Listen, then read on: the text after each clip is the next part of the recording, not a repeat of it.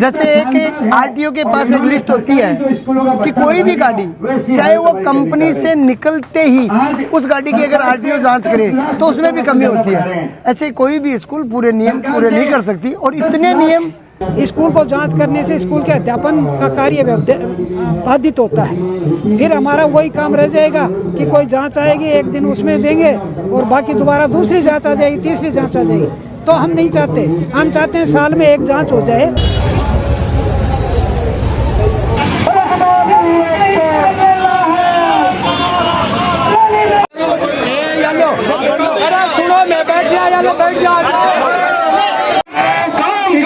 नेता नहीं है, आप सभी इसके नेता हैं। झुंझुनू में अगर आपको चाहिए मेट्रो सिटी जैसी बेहतरीन, आधुनिक और भरोसेमंद स्वास्थ्य सेवाएं तो चॉइस सिर्फ एक, the rainbow super speciality hospital, जहां मिलता है मां व आयुष्मान योजना में निःशुल्क इलाज, टीपीए और इंश्योरेंस के साथ zero tension treatment, advanced OT, laser surgery, high risk pregnancy care, 24/7 emergency और एक्सपर्ट डॉक्टर्स की स्ट्रॉन्ग टीम। यहाँ इलाज के साथ मिलती है आधुनिक और भरोसेमंद स्वास्थ्य सुविधाएं। रेनबो हॉस्पिटल, चूरू बाईपास तिराहा, झुंझुनू। झुंझुनू जिले में मंगलवार को निजी स्कूल संचालकों ने विभिन्न मांगों को लेकर बड़ा प्रदर्शन किया। जिले की करीब 1000 निजी स्कूलें बंद रहीं और विद्यार्थियों का अवकाश घोषित किया गया। संचालकों ने गांधी चौक से रैली निकालकर कलेक्ट्रेट पहुंचकर मुख्यमंत्री और शिक्षा मंत्री के नाम ज्ञापन सौंपा। संघ के जिलाध्यक्ष सुरेंद्र अहलावत ने कहा कि राजशाला संबलन ऐप से हर 2, 3 या 6 महीने में होने वाली जांच से पढ़ाई प्रभावित होती है। उन्होंने मांग की कि स्कूलों का निरीक्षण साल में केवल एक बार किया जाए। साथ ही आरटीई की लंबित भुगतान राशि समय पर जारी करने की भी मांग उठाई। संचालकों का कहना है कि भुगतान में देरी से कर्मचारियों का वेतन और स्कूल संचालन प्रभावित हो रहा है। प्रदर्शन के दौरान डीटीओ कार्यालय और वाहन फिटनेस सेंटर को एक ही स्थान पर संचालित करने की मांग भी रखी गई। संघ ने चेतावनी दी कि यदि जल्द समाधान नहीं हुआ तो प्रदेश भर में आंदोलन किया जाएगा। लंबे समय से हमारी मीटिंगें चल रही थी, सरकार के पास हम हमारी डिमांड्स भेज रहे थे, लेकिन कुछ गलत नियम हमारे ऊपर थोपे गए हैं, जिनका विरोध करने के लिए हम सब स्कूल्स वाले यहाँ इकट्ठे हुए हैं। जब भी किसी स्कूल को मान्यता दी जाती है तो उसकी सक्षम कमेटी जांच करती है और उसकी फाइल बीकानेर तक जाती है, जहां अधिकारी एक एक जांच करके हमको मान्यता प्रदान करते हैं। लेकिन उसके बाद हर 6 महीने से, हर 2 महीने से स्कूल को जांच करने से स्कूल के अध्यापन का कार्य बाधित होता है। फिर हमारा वही काम रह जाएगा कि कोई जाँच आएगी, एक दिन उसमें देंगे और बाकी दोबारा दूसरी जाँच आ जाएगी, तीसरी जाँच आ जाएगी। तो हम नहीं चाहते, हम चाहते हैं साल में एक जांच हो जाए और हमें फ्री कर दिया जाए बच्चों के अध्यापन के लिए।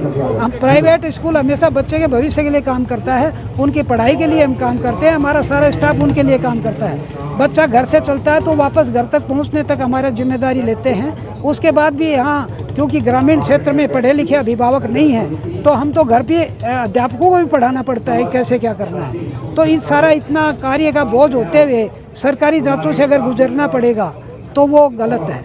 इसके अलावा स्कूल के बच्चों की स्कूल की बसों के जो फिटनेस होता है उसको डीटीओ ऑफिस झुंझुनू में, फिटनेस जाके बख्तियारपुरा में है, तो इतनी काम करने में हमें दिक्कत होती है। तीसरी बात, कोई भी स्कूल वाला सरकार को बाध्य नहीं करता है कि हमें कोई आरटी के बच्चे दो।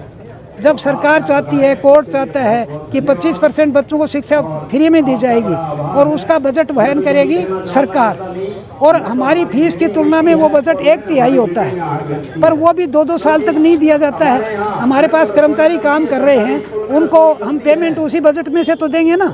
तो सरकार ने जब ये कहा कि आप पढ़ाओ तो उसका बजट तो हमें समय पे मिलना चाहिए। कुछ स्कूलें ऐसी ग्रामीण क्षेत्र में जिनमें 50% बच्चे, 25% बच्चे तो आरटी के हो जाते हैं। फिर अगर जो वो पैसा नहीं मिलेगा तो वो अपने कर्मचारियों को भुगतान कैसे करेंगे। तो हमारी मुख्य डिमांड में एक तो संबलन शिक्षा का जो जांच है उसको बंद किया जाए। आरटी का पैसा हम पहले नहीं मांग रहे, हम चाहते हैं कि जिस सत्र में हमने आरटी के बच्चों को पढ़ाया है उस सत्र के खत्म होने से पहले हमें वो पैसा दे दिया जाए, जिससे हम हमारे कर्मचारियों को समय पर भुगतान कर सकें। सर, आज जो प्रदर्शन किया है तो कहाँ से यहाँ पे कहाँ से लोग यहाँ पे सम्मिलित हुए हैं? झुंझुनू जिले की सभी, संपूर्ण झुंझुनू जिले की जितने भी संस्थाएं हैं ये सभी आज सम्मिलित हुई हैं और हम खुश इस बात से हैं कि दूर दराज के गाँवों में स्कूल चल रही हैं वो लोग भी आए हैं। शायद झुंझुनू जिले में एक भी स्कूल नहीं बची जिसका प्रतिनिधित्व किसने नहीं किया। सभी जिले की स्कूलों ने आज छुट्टी रखी है और हम इस बात से खुश हैं कि हमारे सभी साथी एकजुट हो गए आज। सर मांगे नहीं मानेगी तो आगामी क्या कदम रहेगा? अब हम यहाँ से मांगे भेजेंगे और हमारा ये इच्छा है कि जैसे हमने सफलतम प्रदर्शन यहाँ किया है, प्रदेश स्तर पे भी इस तरह के समर्थन लेंगे। सारे जिलों में हमारे प्रदर्शन हो रहे हैं और एकजुट होकर जब जयपुर में हम प्रदर्शन करेंगे और मांगे मनवाएंगे, क्योंकि हमारी सभी मांगे जायज़ हैं। ऐसी कोई नहीं है जो सरकार के कार्यों में बाधा उत्पन्न हो रही हो। हम तो सहयोग कर रहे हैं शिक्षा में। हमारे पास प्राइवेट स्कूल में सरकार की स्कूल के बच्चों से कम 3 गुना बच्चे हैं, तो हम तो शिक्षा दे रहे हैं बच्चों को और उसके बदले सरकार से एक पैसा भी नहीं ले रहे। फिर सरकार बिना बात में क्यों करे? सुरेंद्र अहलावत, निजी अध्यक्ष, निजी शिक्षण संस्थान संघ झुंझुनू। तो मैं आपका आभार व्यक्त करता हूँ कि आपने हमारे बारे में सोचा, निजी शिक्षण संघ के बारे में। आज हमारा जो यहाँ पे जो आंदोलन है निजी शिक्षण संघ का, वो बहुत सारी मांगों को देखकर है कि गवर्नमेंट ने क्या किया है कि कम से कम 42 से 43 ऐसे नियम जो कोई भी स्कूल कभी भी पूरा नहीं कर सकती। जैसे एक आरटीओ के पास एक लिस्ट होती है कि कोई भी गाड़ी, चाहे वो कंपनी से निकलते ही उस गाड़ी की अगर आरटीओ जांच करे तो उसमें भी कमी होती है। ऐसे कोई भी स्कूल पूरे नियम पूरे नहीं कर सकती। और इतने नियम जो आज से 15 साल, 20 साल, 30 साल पहले बहुत सारे स्कूल्स बिल्डिंग्स बन गई, बहुत सारे भवन बन गए, उनमें भी इस प्रकार के नियम डाले गए हैं कि वो कभी भी पूरे नहीं हो सकते। टीचर्स के डॉक्यूमेंट्स हैं, भवन है, वॉशरूम है, गेट है। अब बस का देखें तो बस की फिटनेस है, मैं आपके माध्यम से बताना चाह रहा हूँ कि आज से 2 साल पहले, 3 साल पहले 6 से 7 हज़ार रुपए में फिटनेस बनती थी और कोरोना से पहले वही फिटनेस हमारी करीबन 2200, 2300 और 2500 रुपए में बनती थी 2 साल की। अब सरकार ने 1 साल का फिटनेस और उसकी कीमत, गाड़ी की कीमत अगर 15 साल से कम है तब तो 15,000 रुपये, और गाड़ी की उम्र है वो 15 साल से ऊपर होते ही करीबन 35 से 40 हज़ार। आप ये बताइए कि और उसकी फिटनेस, इंश्योरेंस, परमिट, हर चीज का इतना पैसा बढ़ा है। क्या मांग अभी? हमारी मांगे ये है कि निजी शिक्षण संघ में निजी स्कूल्स के पीछे नियम जो सही नियम नहीं लगाए गए हैं, हम जब तक हमारा संघर्ष जारी रहेगा, हमारी संघर्ष समिति जब तक इनका फैसला नहीं होता है तब तक हम हमारी स्कूलों की किसी भी प्रकार की जांच नहीं करवाएंगे।